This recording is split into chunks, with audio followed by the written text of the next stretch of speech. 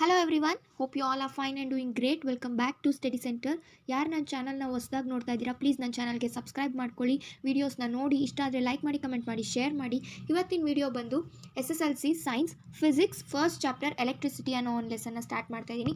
Already ನಾವು ಬಯಾಲಜಿಯಲ್ಲಿ 6 ಚಾಪ್ಟರ್ಸ್ನ ಕಂಪ್ಲೀಟಾಗಿ ಎಕ್ಸ್ಪ್ಲೇನೇಷನ್ ಮಾಡಿ ಇಂಪಾರ್ಟೆಂಟ್ ಕ್ವಶನ್ಸ್ ಕೂಡ ನಾನು ನಿಮಗೆ ತಿಳಿಸಿದ್ದೀನಿ. ಆ ವಿಡಿಯೋಸ್ ಕೂಡ ಅಪ್ಲೋಡ್ ಆಗಿದೆ. ಕಂಪ್ಲೀಟಾಗಿ ಬಯಾಲಜಿ ಪಾರ್ಟ್ನ ನಾವು ಕಂಪ್ಲೀಟ್ ಮಾಡಿದ್ದೀವಿ. ಯಾವ ಥರ ನಾವು ಸೈನ್ಸ್ ಲೆಸನ್ ಪ್ಲ್ಯಾನ್ನ ನಾನು ತಿಳಿಸಿದ್ದೆ. ಆ ವಿಡಿಯೋ ಏನಾದರೂ ನೀವು ಇನ್ನೂ ನೋಡಿಲ್ಲ ಅಂದರೆ ಹೋಗಿ ಒಂದ್ಸತಿ ಚೆಕ್ ಮಾಡಿ ಸೈನ್ಸ್ ಲೆಸನ್ ಪ್ಲ್ಯಾನ್ ವಿಡಿಯೋನ. ಸೊ ಆ ವಿಡಿಯೋದಲ್ಲಿ ತಿಳಿಸಿದಾಗೆ ಫಸ್ಟ್ ನಾನು ಬಯಾಲಜಿ ಪಾರ್ಟ್ನ ಕಂಪ್ಲೀಟ್ ಮಾಡಿದ್ದೀನಿ, 6 ಚಾಪ್ಟರ್ಸ್ ಕೂಡ. ಇವತ್ತಿನ ವಿಡಿಯೋ ಬಂದು ಫಿಸಿಕ್ಸಿನ ಮೊದಲನೇ chapter, that is chapter 12 electricity ಅನ್ನೋ ಒಂದು ಚಾಪ್ಟರ್ನ ಸ್ಟಾರ್ಟ್ ಮಾಡ್ತಾ ಇದ್ದೀನಿ. ಇಂಪಾರ್ಟೆಂಟ್ ಚಾಪ್ಟರ್ ಇದು. ಈ ಚಾಪ್ಟರಿಂದ ನಿಮಗೆ ಪ್ರಾಬ್ಲಮ್ಸ್ 4 ಮಾರ್ಕ್ಸ್ಗೆ ಪ್ರಾಬ್ಲಮ್ ಇರುತ್ತೆ, ಹಾಗೂ SI ಯೂನಿಟ್ಸ್ನ ಕೇಳ್ತಾರೆ 1 ಮಾರ್ಕ್ಸ್ಗೆ ಮೆನ್ಷನ್ ಮಾಡೋದಕ್ಕೆ, ಹಾಗೂ ಸ್ಕಿಲ್ ಬೇಸ್ಡ್ ಕ್ವೆಶನ್ಸ್ ಕೂಡ ಬರುತ್ತೆ ಫಿಸಿಕ್ಸಲ್ಲಿ. ಸೊ ಈ ಲೆಸನ್ ನಿಮಗೆ ಮಾರ್ಕ್ಸ್ ಆಫ್ ವೇಟೇಜ್ ಕೂಡ ತುಂಬ ಇದೆ. ಈ ಲೆಸನ್ನಿಂದನೇ ನಿಮಗೆ ಡಿಫೈನ್ ದ ಸ್ಟೇಟ್ಮೆಂಟ್ ಆಗಿರ್ಬೋದು, ಡಿಫೈನ್ ದ ಫಾಲೋಯಿಂಗ್ ಆಗಿರ್ಬೋದು, ಒಂದು ಚಾರ್ಜ್ ಅಥವಾ ಏನಾದರೂ ಕರೆಂಟ್, ಆಂಪಿಯರ್ ಈ ಥರ ಒಂದು ಕೊಟ್ಟು ನಿಮಗೆ ಎಕ್ಸ್ಪ್ಲೈನ್ ಮಾಡಿ ಡಿಫೈನ್ ದಿಸ್ ಅಂತ ಕೇಳುವಂಥ ಚಾನ್ಸಸ್ ತುಂಬಾ ಇರುತ್ತೆ. ಸೊ ಈ ಲೆಸನ್ನ ನೀವು ಗಮನ ಇಟ್ಟು ಕೇಳಿಸ್ಕೋಬೇಕು. ಹಾಗಾದರೆ ಫಸ್ಟ್ ಎಲೆಕ್ಟ್ರಿಸಿಟಿ ಅಂದರೆ ಏನು, ಎಲ್ಲರಿಗೂ ಎಲೆಕ್ಟ್ರಿಸಿಟಿ ಅಂದರೆ ಏನು ಅಂತ ಮೈಂಡಿಗೆ ಬರೋದಂದರೆ ಫಸ್ಟ್ ಬರೋದು ಎಲೆಕ್ಟ್ರಿಸಿಟಿ ನಮ್ಮ ಮನೆಗಳಲ್ಲಿ ಯೂಸ್ ಮಾಡೋದು ಎಲೆಕ್ಟ್ರಿಸಿಟಿ ಆಗಿರ್ಬೋದು. ಲೈಟ್, ಫ್ರಿಡ್ಜ್, TV ಈ ಥರದ್ದೆಲ್ಲ ಎಲೆಕ್ಟ್ರಿಸಿಟಿ. S, correct. ಅದನ್ನೇ ನಾವು ಇನ್ನೂ ಸ್ವಲ್ಪ ಅಡ್ವಾನ್ಸ್ಡ್ ಆಗಿ ಈ ಲೆಸನಲ್ಲಿ ಕಲಿತೀವಿ. ಹಾಗಾದರೆ ಏನಿದೆ ಅಂತ ನೋಡೋದಾದರೆ, think life without electricity in this modern society. It is possible to survive without electrical energy in the world technology. Since we are science student, so it is necessary to understand the basic concept behind the word electricity. ಸುಮ್ಮನೆ assume ಮಾಡ್ಕೊಳ್ಳಿ, ಅಂದರೆ imagine ಮಾಡ್ಕೊಳ್ಳಿ, electricity ಇಲ್ದಂಗೆ ಈ modern ಸೊಸೈಟಿಯಲ್ಲಿ ನಾವು ಇರೋದಕ್ಕೆ ಸಾಧ್ಯನಾ? No. ನಿಮ್ಮ ಆನ್ಸರ್ ಏನು ಅಂತ ನನಗೆ ಕಮೆಂಟ್ ಸೆಕ್ಷನಲ್ಲಿ ತಿಳಿಸಿ. ಸೊ ನನ್ನ ಆನ್ಸರ್ ಬಂದು ನೋ. ಎಲೆಕ್ಟ್ರಿಸಿಟಿ ಇಲ್ಲದೆ ನಾವು ಈ ಮಾಡ್ರನ್ ಸೊಸೈಟಿಯಲ್ಲಿ ಇರೋದಕ್ಕೆ ಸಾಧ್ಯ ಇಲ್ಲ. ಯಾಕೆ ಅಂತ ಅಂದರೆ ನಾವು ಕಂಪ್ಲೀಟಾಗಿ ಎಲೆಕ್ಟ್ರಿಸಿಟಿ ಮೇಲೆ ಡಿಪೆಂಡ್ ಆಗಿದ್ದೀವಿ. As we are a science student, it is very necessary to know what is electricity ಅಂತ ಇಲ್ಲಿ ಹೇಳ್ತಾ ಇದ್ದಾರೆ. ಹಾಗಾದರೆ ಫಸ್ಟ್ ಬಂದು charge. What is charge, what is the SI unit of charge, electric current SI unit is what ಅಂತೆಲ್ಲ ನಾವು ಈ ಲೆಸನಲ್ಲಿ ತಿಳ್ಕೊತೀವಿ. ಹಾಗಾದರೆ charge, it is very small particle present in an atom. It can be either negative or positive. ಅಂದರೆ charge either negative ಆಗಿರುತ್ತೆ ನಾರ್ positive. Negative ಇರೋದನ್ನ ಬಂದು we call it as electron. When it is positive we call it as proton. When it is negative we call it as electron. When it is positive we call it as proton. So what is the SI unit of coulomb anta kelidre, what is the SI unit of charge anta kelidre, it is called as coulomb. The SI unit is coulomb, represented by C. Coulomb is represented as C. Coulomb is the SI unit for charge. So ಇಲ್ಲಿ ನಿಮಗೆ ಇನ್ನೂ ಒಂದು ನಾನು ಹೇಳಬೇಕು. So 1 ampere is equal to 1 coulomb by 1 second. ಏನು ಇದು ಅಂತ ನಾನು ನಿಮಗೆ 1 ಆಂಪಿಯರ್ ಅಂದರೆ ಏನು ಅಂತ ನಾನು ನಿಮಗೆ ನೆಕ್ಸ್ಟ್ ಹೇಳ್ತಾ ಹೋಗ್ತೀನಿ. ಹಾಗಾದರೆ ಇವಾಗ ಗೊತ್ತಾಯ್ತಲ್ಲ ಚಾರ್ಜ್ ಅಂದರೆ ಏನು. It is a very small particle which has been present in the atom. It can be neither negative, negative means electron, nor positive, positive means proton. Charge SI unit is coulomb. It is represented by the word C. ಈ ಥರ ನೀವು ಬರೆದಿಟ್ಕೊಳ್ಳಿ, ನಾನು ಹೇಳುವಾಗಲೇ ಪಾಯಿಂಟ್ಸ್ನ note down ಮಾಡ್ಕೊಳ್ಳಿ. Next net charge, it is total charge. It is called as total charge. I see net charge is equivalent to the change contained in nearly electrons 6 into 10 to the power 18. 6 into 10 to the power 18. 1 coulomb is equal to 6 into 10 to the power 8, or sorry, it has to be 8 electrons. 6 into 10 to the power 8 electrons ಅಂತ ಹೇಳ್ತಾರೆ. ಹಾಗಾದರೆ what is mean by current. Current ಅಂದರೆ ಏನು ಅಂತ ನೋಡೋದಾದರೆ, rate of flow of net charge is called current, denoted by I. Very important. Rate of flow of current in a circuit ಅಂತಾನು ಹೇಳ್ಬೋದು. It is denoted by I. I is equal to Q by T. T is time. ಕರೆಂಟಿನ SI unit ಬಂದು ampere. It is represented as A. The SI unit of current is A. It is denoted by I. And the SI unit of current is ampere. So what is mean by ampere? What is meant by ampere? Defined as 1 coulomb of charge following per second. ನಾನು ಆಗಲೇ ಹೇಳಿದಾಗೆ 1 coulomb is equal to 1 ampere is equal to 1 coulomb by 1 second. In an electric circuit, the electric current flow in the opposite direction of the flow of electron. Negative charge, conventionally it flows from the positive terminal of battery or cell to the negative terminal. ಇದು ಏನು, ಈ ಥರ -V or +V ಅಂತ ಇದ್ದರೆ, minus VE is called as negative, plus VE is called as positive. Okay, so small quantity of current are expressed in mA, milliampere, microampere. Milli means small, micro means large. So ammeter, what is meant by ammeter? ammeter, it is an instrument used to measure the electric current in a circuit. It always connected in series circuit. Ammeter ಅಂದ್ರೆ ಏನು, very important question ಇದು.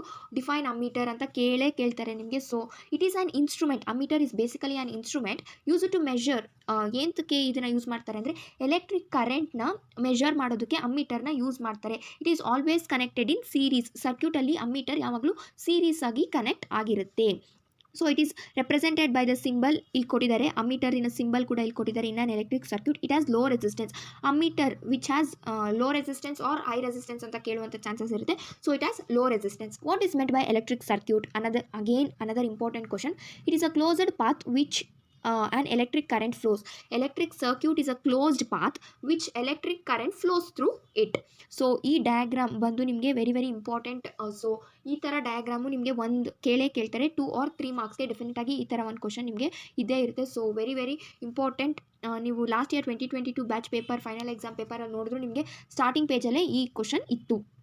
Next, the electron can flow only when there is difference of electric pressure. For example, water flowing through a tube, it is only possible when there high pressure at one side and low at other side. Then it will move from high pressure to low pressure. In case of electric current, the flow of charge is made possible due to chemical action within a cell that generates the potential difference. It is called as PD across the terminals of the cell. Okay, the electrons which are positively charged can flow only when there is a difference in electric pressure. When there is an electric pressure, the electron can flow. Okay, so for example, water flowing through a tube, it is only possible when there is high pressure at one side and the low pressure at another side. So when it has like that, it can flow in a tube ಅಂತ ಇಲ್ಲಿ ಹೇಳ್ತಾ ಇದ್ದಾರೆ. Next ನೋಡೋದಾದರೆ electric potential difference ಅಂದರೆ ಏನು ಅಂತ ನೋಡೋದಾದರೆ very important. The amount of work done in a moving unit charge from one point to another point ಅಂತ ಇಲ್ಲಿ ಹೇಳ್ತಾರೆ. It is denoted as V is equal to W/Q ಅಂತ ಹೇಳ್ತಾರೆ. ವಿ ಬಂದು potential difference. V is potential difference which means PD ಅಂತ ಕೂಡ ಹೇಳ್ತಾರೆ. W ಬಂದು work and Q is net charge ಅಂತ ಹೇಳ್ತಾರೆ. ಇದು ವೆರಿ ಇಂಪಾರ್ಟೆಂಟ್, ನಿಮಗೆ ಪ್ರಾಬ್ಲಮ್ ಸಾಲ್ವ್ ಮಾಡುವಾಗ ಇಂಪಾರ್ಟೆಂಟ್ ಇದು. SI unit of potential difference is volt represented as V.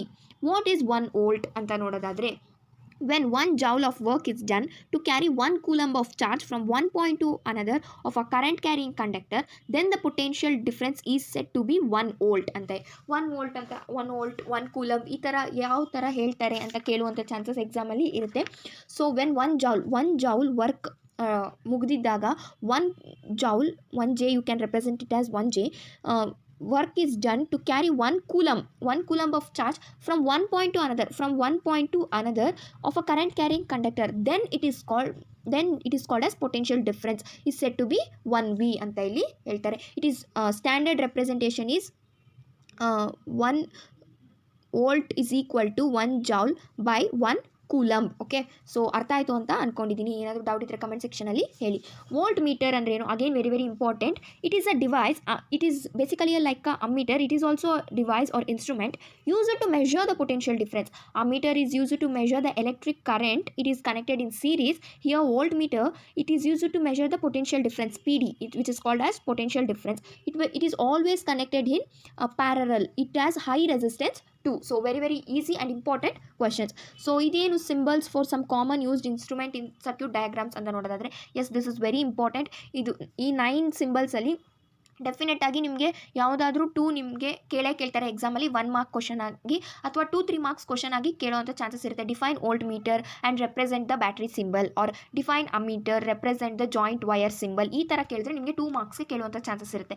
ಅಥವಾ ರೆಪ್ರೆಸೆಂಟ್ ದ ಸೆಲ್ ಸಿಂಬಲ್ ಅಂತ ಕೇಳಿದ್ರೆ ಈ ಥರನೂ ರೆಪ್ರೆಸೆಂಟ್ ಮಾಡಬೇಕು. ಸೊ ಇದನ್ನು ನೀವು ಸ್ಕ್ರೀನ್ಶಾಟ್ ತೊಗೊಳ್ಳೋದು ಅಥವಾ ಒಂದು ಕಡೆ ಬರೆದಿಟ್ಕೊಳ್ಳೋದು ಮಾಡಿದ್ರೆ ನಿಮಗೆ ಯೂಸ್ ಆಗುತ್ತೆ. Next, George Simon Ohm physicist. He was a physicist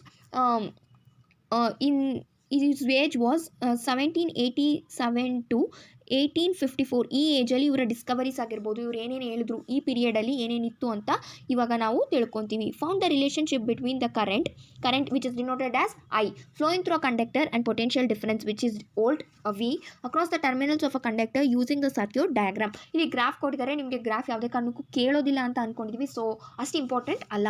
Ohm's law definite question. ನಿಮಗಂತೂ ಓಮ್ಸ್ ಲಾ ಅಂತೂ ಗ್ಯಾರಂಟಿ ಇದ್ದೇ ಇರುತ್ತೆ.